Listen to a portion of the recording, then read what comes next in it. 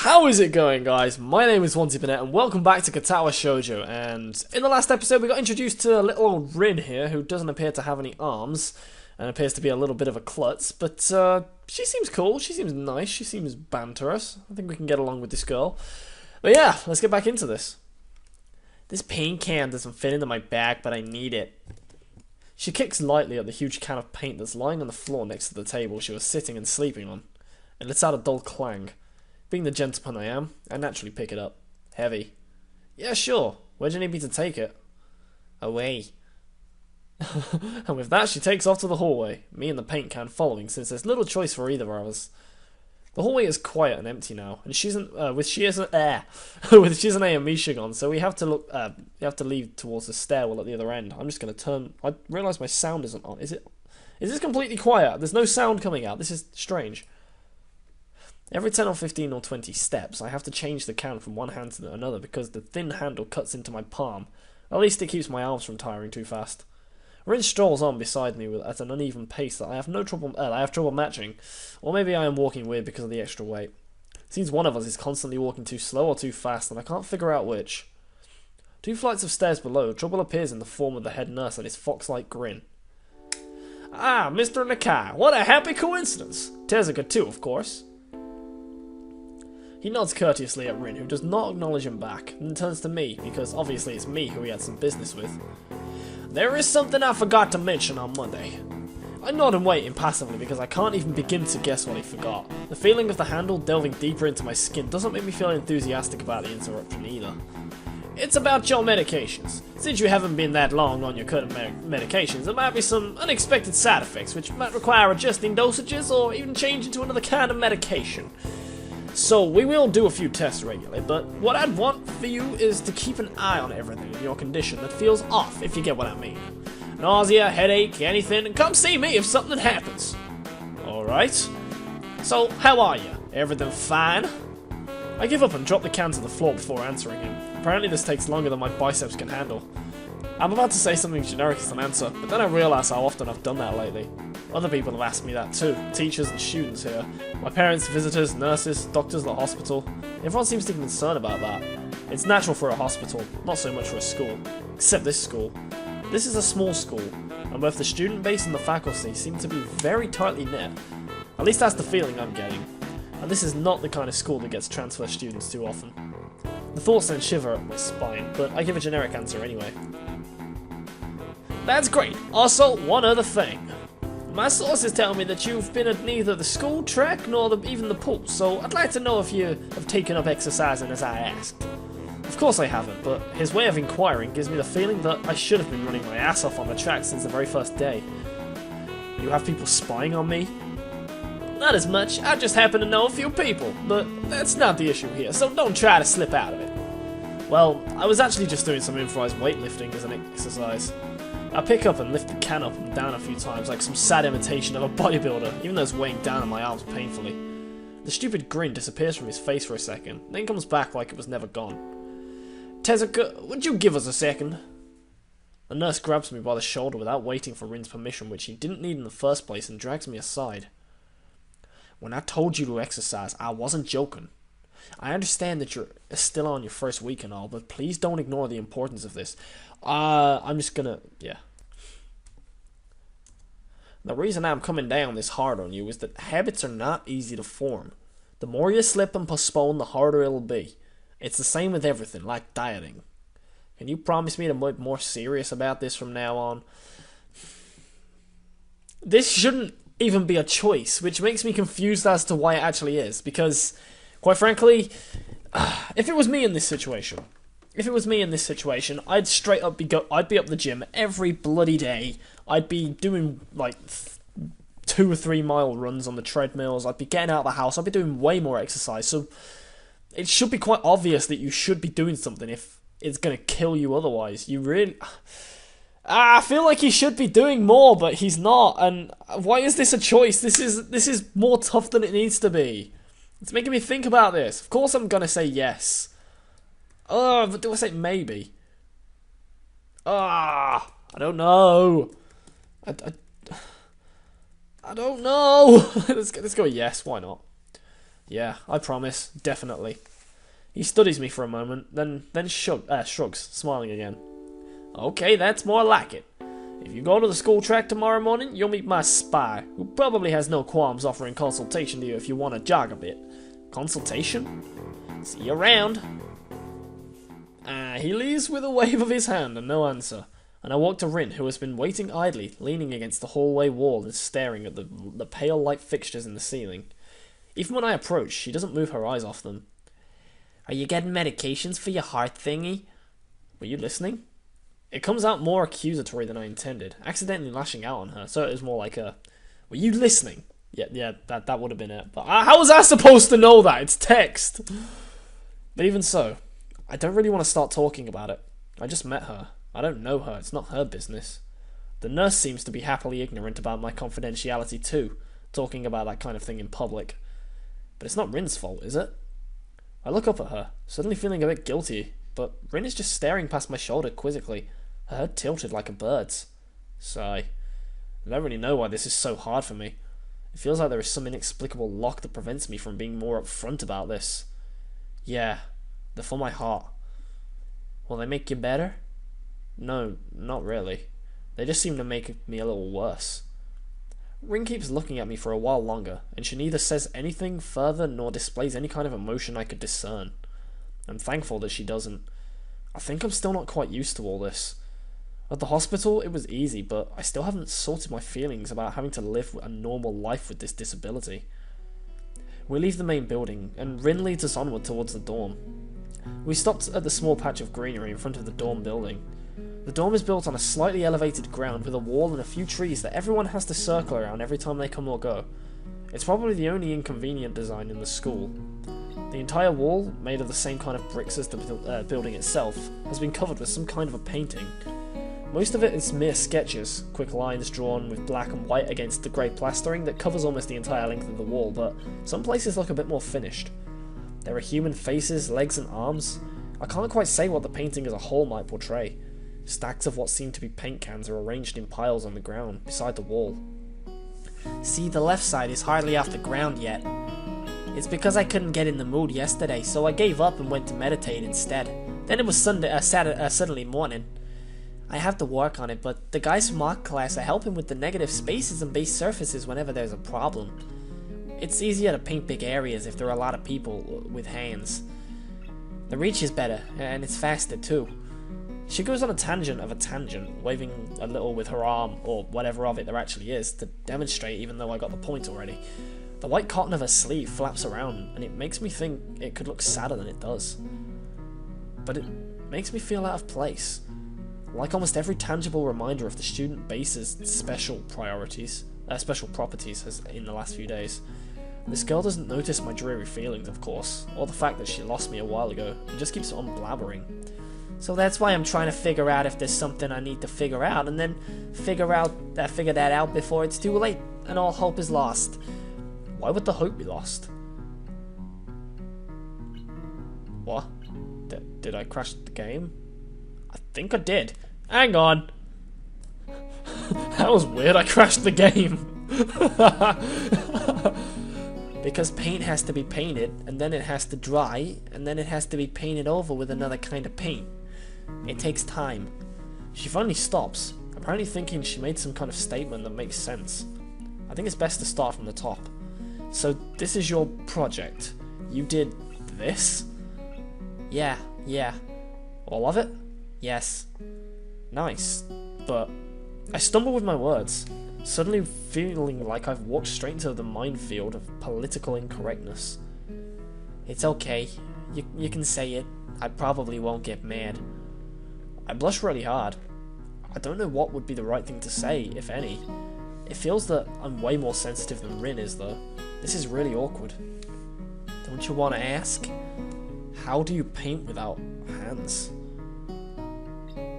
See, I'm an easy person to talk to, right? With my feet. I almost guessed that already, but isn't that hard to do? You're good at guessing. Anyway, I don't think it is, but maybe I'm used to it by now. I can't get my mind around the fact that she could... Oh, I can't get my mind around the fact that... I thought, because it's got a little red bit above the text, I thought she was still speaking. That's weird. I can't get my mind around the fact that she could be an artist, but seeing how adept she was at using her feet to eat, I figured painting might not be a problem either. Neither of us has anything more to add to the subject. The afternoon light works pretty well. I was afraid it would look too flat, but it's not like that after all. I think it's actually pretty interesting. I wanted to see what it looks like in dim light. Do you think it's flat? Well, paintings tend to be flat.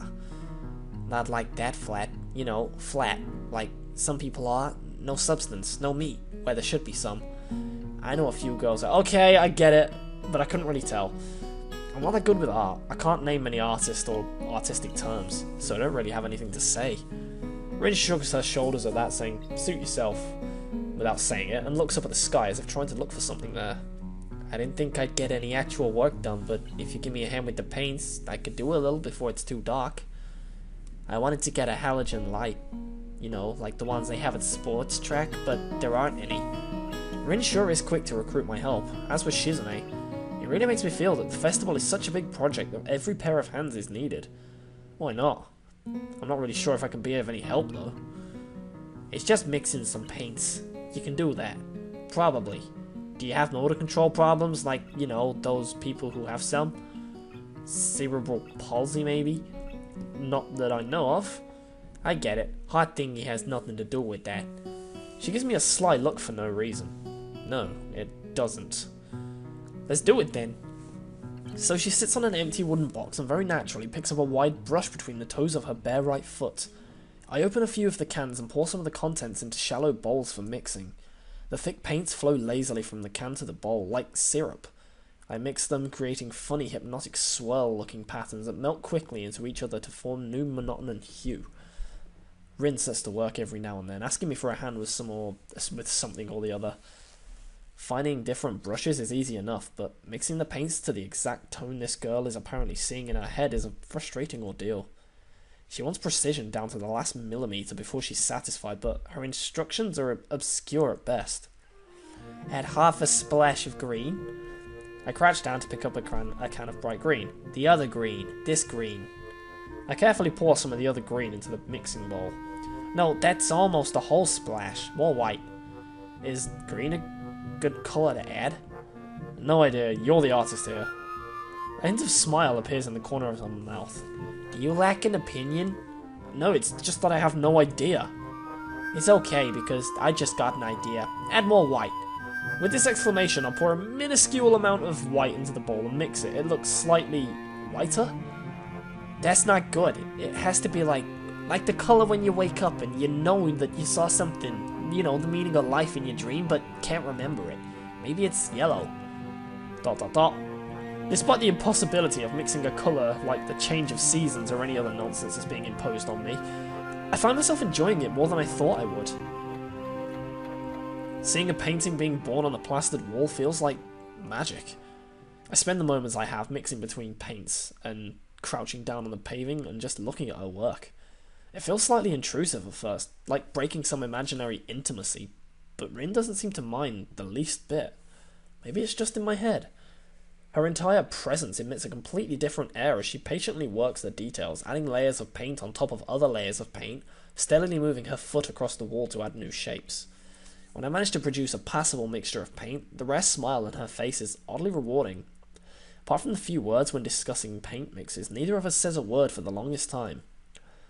And even though short discussions soon evolve into shorthand, both of us developing and using weird impromptu code words for various paints and hues. As if there was some need to conserve words and breath and sound. It's getting dark out! Oh no! Oh dear! We stay there late into the evening until it becomes too dark to paint properly. I'm just going to move this slightly closer so, you know. Oh, that's the morning. Oh no, I've got that accent in my head now. That's not going to leave me. Oh look, it's the morning! Oh no! The sound of an alarm pulls me out of a fitful slumber and into the unpleasant state of wakefulness. I linger under the blanket for a few minutes, gathering energy to rise while making excuses as for why I hadn't already. Honestly, I wouldn't mind staying here for all day. School is surprisingly exhausting after a long pause, and the culture shock still hasn't faded, I think. Despite getting an impression that skipping class is easy here, I don't think they're going to let me get away with it that easily. And the nurse is bound to keep breathing down my neck with the talk of exercising as well. So eventually, I do rise up, swallow the morning medications, and put on my old soccer clothing.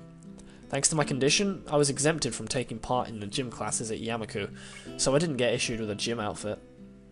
Wait, what? He was exempt from gym classes at his old school, or this one? I'm confused. I'd order some to cover such a contingency, but wearing my old soccer clothes is kind of nostalgic. I can't use them for that anymore, so maybe they can get a new life this way. A bit like me. After all, if I'm going to start taking care of myself, I can't afford to slack around. I'll start from the basics. Basics which include keeping the rest of my body in shape along with what little I can do to strengthen my heart. Maybe then I can go back to something approaching a normal life. Or at least something where I'm less likely to fall over dead at any minute. I'm surprised to discover that I'm not the only one present at the track. Not just that, but it's a face I've seen before. The prosthetic-legged girl who bowled me over in the hallway yesterday is running on the track lithely, like a half-mechanical gazelle. What was her name again? It was a short one, but I can't remember. She seems to be running laps at a somewhat easy lope, her prosthetic legs clacking rhythmically on the hard track surface. I wonder what reason she has for running this early in the morning. Maybe it's something akin to mine, and the nurse is oppressing the poor girl to jog just like he is oppressing me. I certainly wouldn't be here if it wasn't for my health, and his prompting me to do so. And even with things being like they are, it's only because I wanted to get it out of the way early. The fact that I would be less likely to encounter someone who would witness my pitiful attempts to get in shape was merely a happy accident. I'd leave, but it seems that my former assailant noticed me on her last lap. She waves at me cheerfully and jogs over. "Good morning, your name is Shojou, right?" I can't remember her accent at all.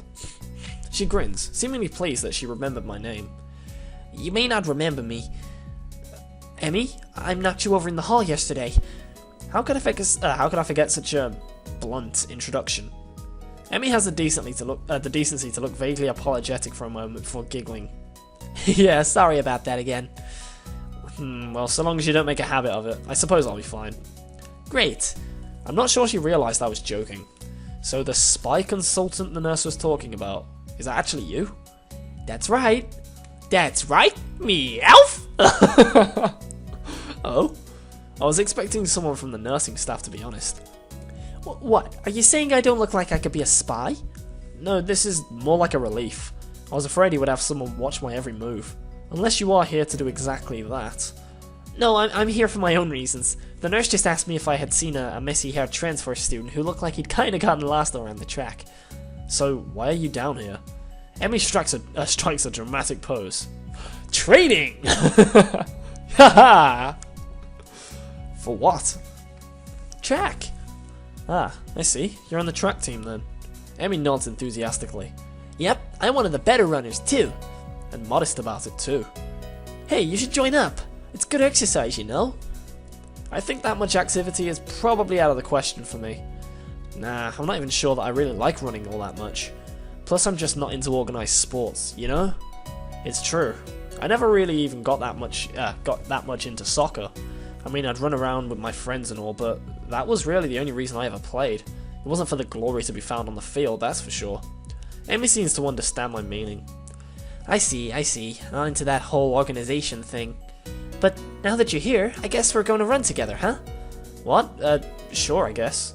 Amy seems pleased. "Are you going to warm up?" "Real men don't warm up." Now that is bull!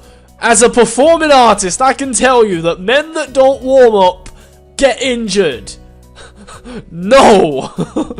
Bad as how. "Oh no, you should always warm..."